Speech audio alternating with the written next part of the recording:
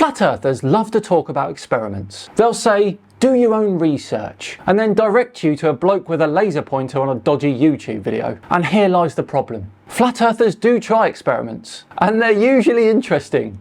The issue? They get them horribly wrong every time. This is 5 experiments that flat earthers always get wrong.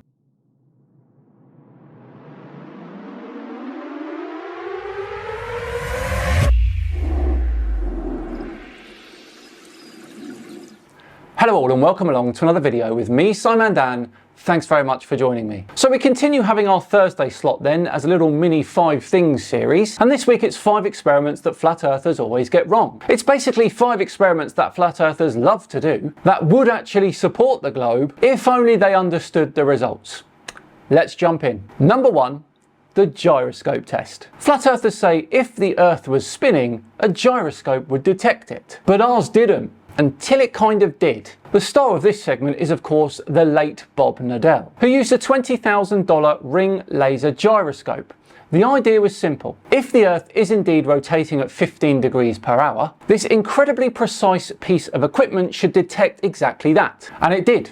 15 degrees per hour on the dot, the first try. Their response to this was that it must be due to something else, and they said the heavenly ether rotating in the heavens above us. And in the next test they were going to work on shielding the gyroscope so it wouldn't detect that ether. Yes, rather than accept the result that proved the Earth spins, they leaned on a sort of magical substance that conveniently explains the results without admitting they were wrong. Now, gyroscopes are used in aircraft, submarines, and spacecraft specifically because they detect rotation. There's a reason that gyroscopes were revolutionary for navigation. They give us a stable reference. In fact, mechanical ones do drift due to friction, but ring laser gyros are deadly accurate. In real science, if the data confirms your prediction, then you have good evidence. In flat earth logic, if your prediction is confirmed, it must be the ether, or magnetism, or a camera glitch, or anything except I was wrong. Right, moving on to our second experiment then, which is the cold moonlight test. Flat earthers say that moonlight is cold. They say I proved it by pointing a thermometer at the moonlight and then into the shade. The shade was warmer, therefore NASA's lying. Yes, that is an actual flat earth claim. They believe that moonlight is not reflected sunlight, but some kind of supernatural cooling ray that makes things colder when bathed in it. So they go outside with a cheap infrared thermometer, point it at a patch of moonlit pavement, then at a shaded patch of ground, and when the shaded patch is warmer, boom, flat earth. Right. First, let's talk thermodynamics. Infrared thermometers measure surface temperature, but they're easily affected by surrounding conditions, like air currents or radiation loss to sky, and even humidity. Open sky without any cover allows radiative cooling. If you point an infrared thermometer straight upwards, it will read much colder than ambient temperature, because it's looking into space. That's not magic or a surprise, that's physics. Secondly, objects under open sky cool faster at night than objects under cover do, because they lose heat to the cold sky through infrared radiation. The shaded patch isn't getting warmed by anything, it's just not losing heat as quickly. Moonlight is reflected sunlight. It's not a mystical coolant. If it were, you could use it to chill your beer.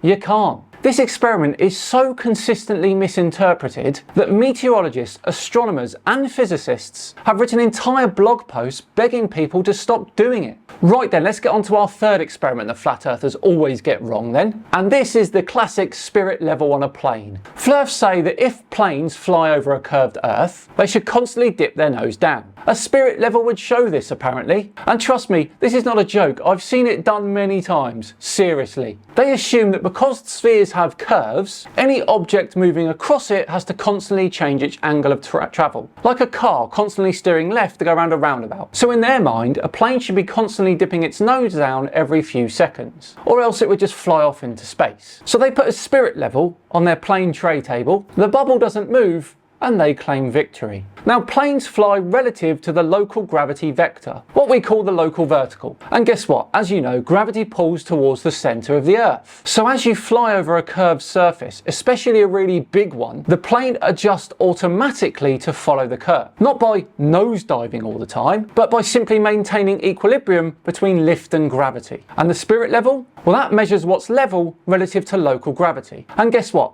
local gravity always points towards the centre of the Earth. So no matter where you are on a globe, a properly functioning level tool will always settle flat because the aircraft is balanced relative to gravity. This claim shows a deep misunderstanding of both aviation and physics. Planes use gyroscopes, as we've already said, and inertial guidance systems to stay level, not pilots nervously dipping the yoke every few seconds. Autopilot systems are built in with this in mind. Right then, next up and the fourth experiment on our list is the water level test. For this one, flat earthers say, and you've heard it many times, water finds its own level. So if I build a long enough water level, or sight down a canal and it looks flat, then the Earth is flat. Now this one pops up a lot in the form of long homemade water level tubes, essentially lengths of clear pipe with water inside used to check for curvature. Sometimes it's a repeat of the Bedford level experiment. Sometimes it's a row of posts in a canal. Either way, the logic is if the water appears to be flat, then the Earth is flat. Now water does not form a perfectly flat plane. It forms a level perpendicular to the local direction of gravity. On a small scale, like a kitchen sink, the water appears flat. But over large distances, the water conforms to the shape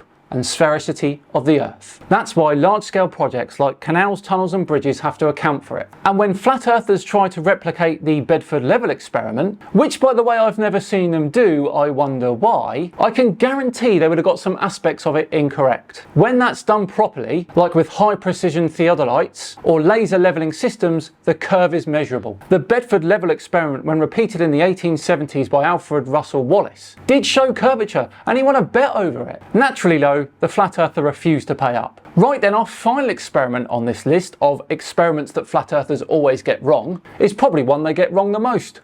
Long distance observations. This claim is simple. If they can see a building 30 miles away and they think it should be hidden by curvature, then the Earth must be flat. What actually happens is they often forget to factor in a few things, like observer height, or object height, atmospheric conditions or refraction, the Earth's actual radius and basic trigonometry. In most cases anyway, they're only seeing the tops of the buildings, not the whole thing, which is exactly what the globe Earth predicts. One flat earther famously filmed the Chicago skyline from across Lake Michigan and said this should be impossible. Turns out he was at a slight elevation, he wasn't in the place he said he was, and he only saw the tops of the tallest buildings. If the Earth were flat, you'd see the whole city, not just the tops of the buildings. Flat earthers do try experiments, I'll give them that. But when every single result points to a globe and they still say nope, that's not science, that is denial. And the thing is, they sometimes can't even see the results pointing to the globe. Now that is scientific illiteracy. And no, that's not necessarily their fault. But they should at least stop publishing the results on the internet and misrepresenting them. Well, there we go everyone. I do hope you liked this one. Let me know in the comments below if you did, and any other experiments which you've seen that flat earthers always get wrong. I'm going to say we're all done and dusted for another one. Thanks so much for watching today. It is very much appreciated. If you enjoyed it, please do consider subscribing to the channel, hitting the thumbs up button too, and sharing this as well if the feeling takes you. I've been Simon Dan. Have yourselves a great day, and I'll see you tomorrow for part 5 of Debunking Mark Sargent's Flat Earth Clues. See you then.